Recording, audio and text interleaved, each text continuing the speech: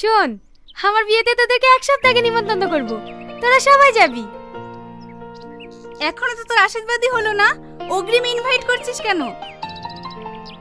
আরে না, পরশুদিন আমার আশীর্বাদ, ওই দিনই বিয়ের ডেট কনফার্ম হয়ে যাবে। ওরে বাবা রে, বিদ্যুৎ চমকালে কোন দিকে? এই বজ্রপাত যে বাড়িতে পড়বে সে বাড়ি পুরি সাগর হয়ে যাবে।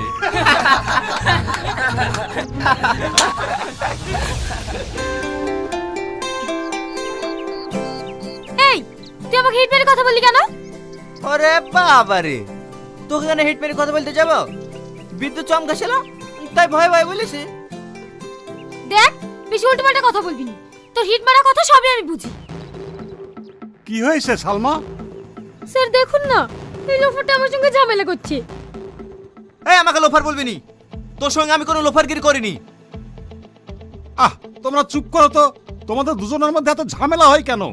তোমরা কলেজে এসে আর সবার মতো ফ্রেন্ড হয়ে থাকতে পারো না? কি বললেন? এর মতো ছেলেকে আমি ফ্রেন্ড বানাবো? ইম্পসিবল। আর তুই কি করে ভাবলি তোকে আমি ফ্রেন্ড বানাবো? তোর মতন ফ্রেন্ড না আমার পায়ের নিচে 100টা গড়ে বেড়ায়। এই তুই কি বললি?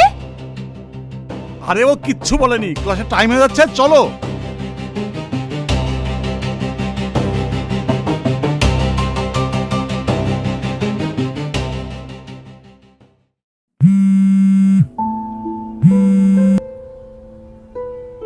হ্যাঁ মা, বলো। আজকে তুই বাড়ি আসবি নি? না মা, আজকে যাব না, কালকে যাব। মধু, তোকে যে কথা বলেছিলাম সেই আংটির ব্যাপারে, ওটা কি হয়েছে? হ্যাঁ মা, টাকা ম্যানেজ হয়ে গেছে, কাল কিনবো। কিন্তু মা, এত টাকা কোথায় পেলি? স্কলারশিপের কিছু টাকা ছিল, আর বান্ধবীর সাথে কিছু টাকা ধার নিয়েছি, ওটাতে মোটামুটি একটা আংটি হয়ে যাবে। আচ্ছা মা, তোমাকে একটু পরে ফোন করছি। হেই মা, তুই কাঁদছিস কেন? তোর কি হয়েছে? ওই যে টনি নাই, ও তোর নামে আবল তাবল কথা বলছিল, আমি কথা ধরতেই ও আমাকে সবার সামনে অপমান করলো। দিনের দিন দেখছি ওর সাহস বেড়েই যাচ্ছে। কাল আমি বাড়ি যাই, তারপরে এসে ওকে এমন শিক্ষা দেবো না, আমার বিষয়ে কথা বলার সাহসই পাবে না। তুই মন খারাপ করিস না, চল খেয়ে নেই গা।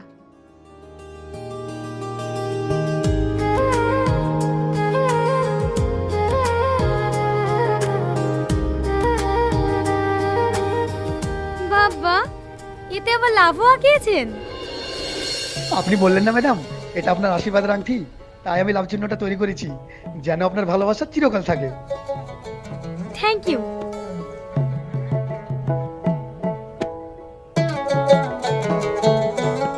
এই নিন আপনার টাকা। ঠিক আছে ম্যাডাম, আবার আসবেন। ঠিক আছে।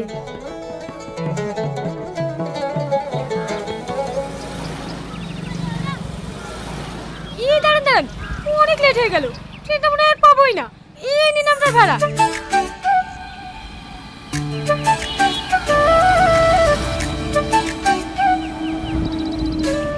এই টোটো, শিমুলতলা মোড় যাবে? হ্যাঁ যাবে, বসুন।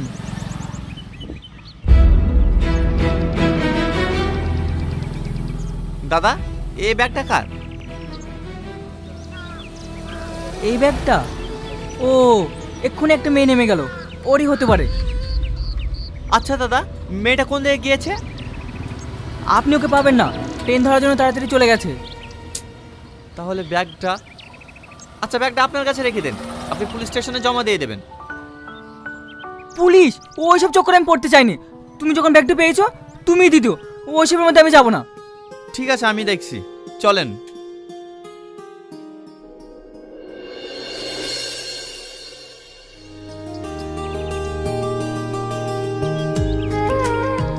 আমাদের তো সব ঠিকঠাক হয়েই আছে, শুধু বিয়ের ডেটটা করবো। আপনাদের কোনো আপত্তি নাই তো? না না, আমার কোনো আপত্তি নেই। আমার আপত্তি আছে। আজকে ছেলের আশীর্বাদ, একটা আংটি দেওয়ার কথা ছিল, সে আংটিটা কই?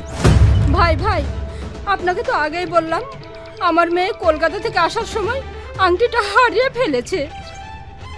চুপ করো, বিয়ে না হতে এত মিথ্যে কথা, না জানে বিয়ে হলে কি করবে। মিথ্যে কথা না ভাই, আমি সত্যি বলছি। আমাকে 10টা দিন টাইম দেন, আমি আংটি যা করে পারি আমি করে দেবো। তুমি কি ভাবছো তোমার ওই আংটি নেওয়ার জন্য আমি বসে আছি?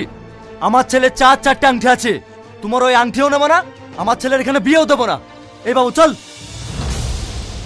ভাই আপনারা যাবেন না, দাঁড়ান, আমি মিথ্যা কথা বলছি না ভাই, দাঁড়ান ভাই, ভাই যাবেন না, যাবেন না ভাই।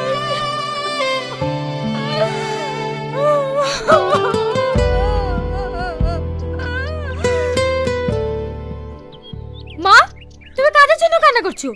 যারা সামান্য একটা আংটির জন্য বিয়ে ভেঙে চলে যেতে পারে, তাদের বাড়িতে আমি সংসার করবো কি করে?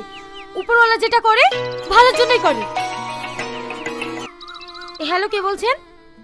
বলছে আপনার যে আংটিটা হারিয়ে গেছে সেই বিষয়ে কথা বলতাম।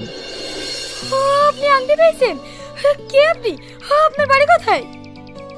তুমি আমাকে বন্ধু ভাবতে পারো, আমি কলকাতাতে থাকি। কলকাতা? ঠিক আছে, আমি কালকে কলকাতা যাচ্ছি। আপনাকে এই নম্বরে পাওয়া যাবে তো? হ্যাঁ পাওয়া যাবে। আরে হ্যাঁ, লেনদেন করার কিছু নেই, আমি বললাম তো বন্ধুর মতো। ঠিক আছে, হ্যাঁ আপনাকে কলকাতা গিয়ে ফোন করব। এই বুড়ি কি হয়েছে? মা, ওই আংটিটা পাওয়া গেছে। পাওয়া গিয়েছে? হ্যাঁ মা, কলকাতার একটা ছেলে পেয়েছে, আমাকে এক্ষুনি ফোন করেছিল। কালকে আমি কলকাতা চলে যাব।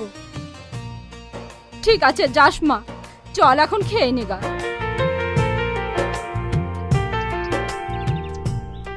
সালমা, সত্যি খুব খারাপ লাগছে রে তোর বিয়ে ভাঙার কথাটা শুনে। ও আলি টেনশন করিস নি সালমা, ওর থেকে ভালো ছেলে পাবি। বাদ দেও সব, ওরা খুব লোভী ছিল, বিয়েটা হয়নি, ভালোই হয়েছে।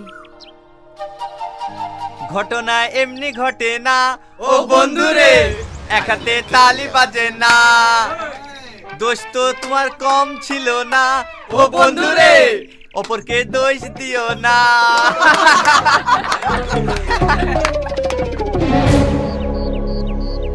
এই, তুই সবসময় পিছনে লাগিস কেন বলতো? আমি কি তোর পিছনে লাগতে যাই? তুই আমার পেছনে লাগিস নি? সেদিন একটা লুকিয়ে সিগারেট খেয়েছিলাম বলি তুই প্রিন্সিপালকে বলে আমাকে অপমান করিসনি?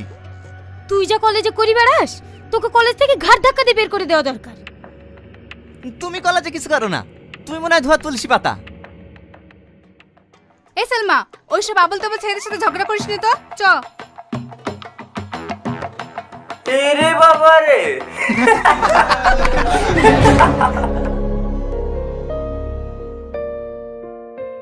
হ্যাঁ বলো।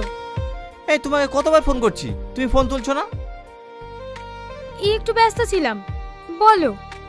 আচ্ছা, আমি বুঝতে পারছি না, সত্যি কি তোমার আংটিটা তুমি ফেরত নেবে না? না, আংটির থেকে মূল্যবান কিছু হয়তো আমি পেয়ে গেছি। কি এমন পেয়েছো? যেদিন তোমার সঙ্গে আমার দেখা হবে সেদিন বলবো।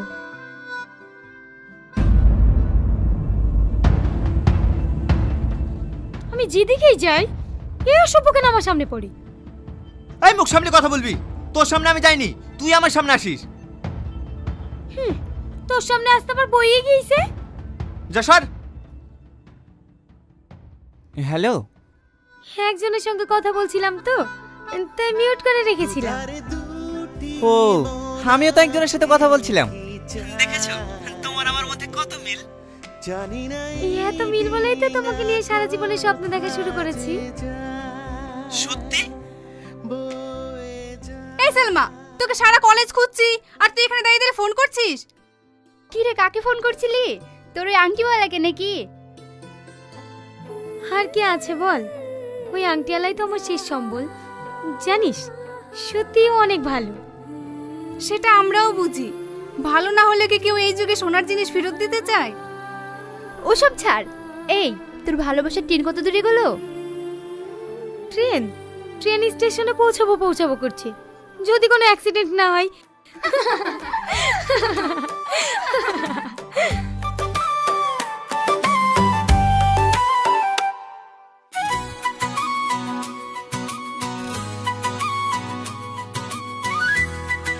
আজ 2 মাস হয়ে গেল তোমার সঙ্গে আমার কথা বলা।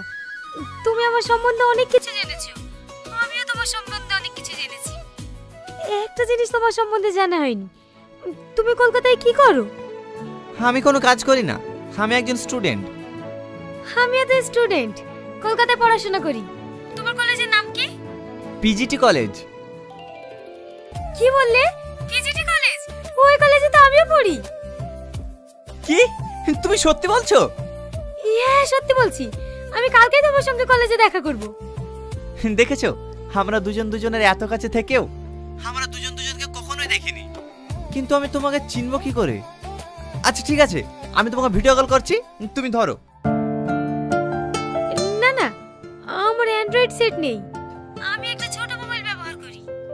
ও ঠিক আছে, কাল 10টায় কলেজের ছাদের উপরে আমি থাকবো, তোমার সাথে আমার ওখানেই দেখা হবে। ঠিক আছে, আজ আমি খুব খুশি জানো, কাল তোমাকে প্রথমবারের মতো নিজের চোখে দেখবো।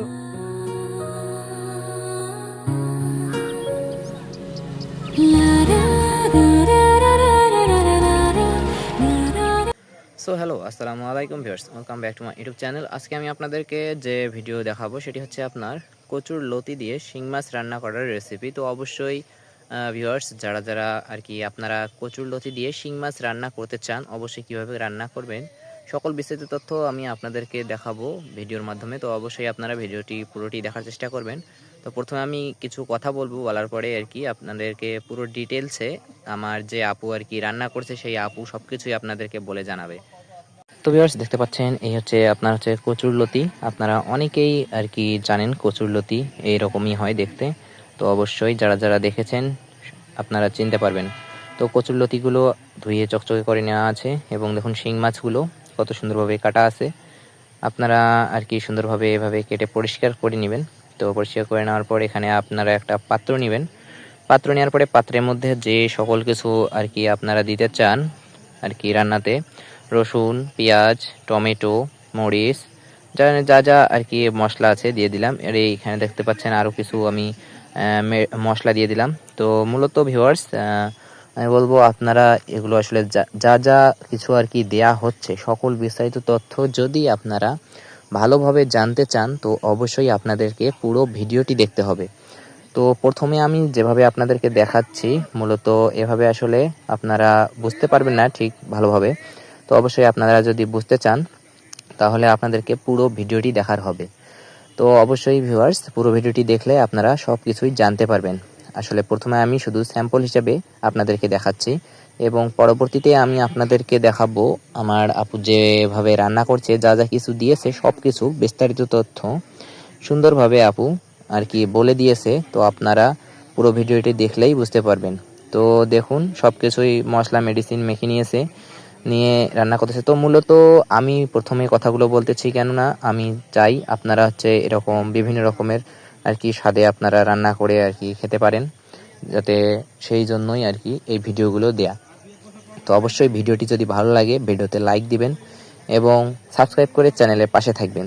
তো দেখতে পাচ্ছেন যা রান্নাতে আর কি হচ্ছে। তো আমি আবারও বলতেছি, আপনারা আর কি এই রান্নাতে কোথায় কি কি ব্যবহার হয়েছে এবং কি কি আর কি দেয়া হয়েছে সকল বিস্তারিত তথ্য আপনারা শেষের দিকে জানিয়ে দেওয়া হবে।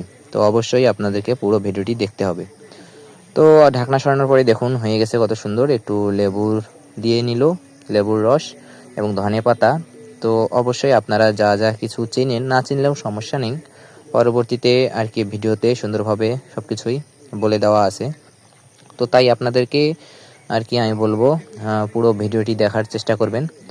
আমি প্রথমে শুধু এই যে সকল কথাগুলো বলতেছি এগুলো সবগুলোই হচ্ছে আর কি বিস্তারিত আমি আমার চ্যানেল সম্পর্কেও আর কি জানিয়ে দিলাম। আমার চ্যানেলে আমি এরকম সুন্দর সুন্দর সব রান্নার টিপস আর কি আপনাদের জন্য নিয়ে আসব। তো ভিউয়ার্স, চলুন আপনাদেরকে সুন্দরভাবে সবকিছু আমার আপু আপনাদেরকে বুঝিয়ে দিবে। হ্যালো এভরিওয়ান, আসসালামু আলাইকুম। আজ আমি কচুর লতি আর শিং মাছ দিয়ে রান্না করব। সেজন্য এখানে আমি কচুর লতি নিয়েছি। লতিগুলোকে এখন আমি বেছে কেটে ধুয়ে পরিষ্কার করে নেব। শিং মাছগুলোকে ভালোভাবে কেটে ধুয়ে পরিষ্কার করে নিয়েছি। আর শিং মাছের যে রগ থাকে রগগুলোকে আমি ফেলে দিয়েছি। চুলে একটা প্যান বসিয়ে দিয়ে দিলাম কেটে রাখা পেঁয়াজ আর টমেটো। এখন দিয়ে দিলাম কেটে রাখা রসুন আর কাঁচামরিচ। এখানে আমি বাদাম আর সরিষা পাটার সাহায্যে বেটে নিয়েছি। দিয়ে দিলাম 1 টেবিল চামচ হলুদ ফাঁকি, 1 টেবিল চামচ মরিচ ফাঁকি, ঝালটা আপনাদের পরিমাণ মতন নেবেন। 1/2 টেবিল চামচ জিরার ফাঁকি, 1/2 টেবিল চামচ ধনিয়া ফাঁকি, দিয়ে দিলাম 1/2 টেবিল চামচ রাঁধুনি মশলা, 1 টেবিল চামচ আদা রসুন বাটা, দিয়ে দিলাম পরিমাণ মতন সয়াবিন তেল। এখন আমি হাতের সাহায্যে মশলাগুলোকে প্রথমে মেখে নেব।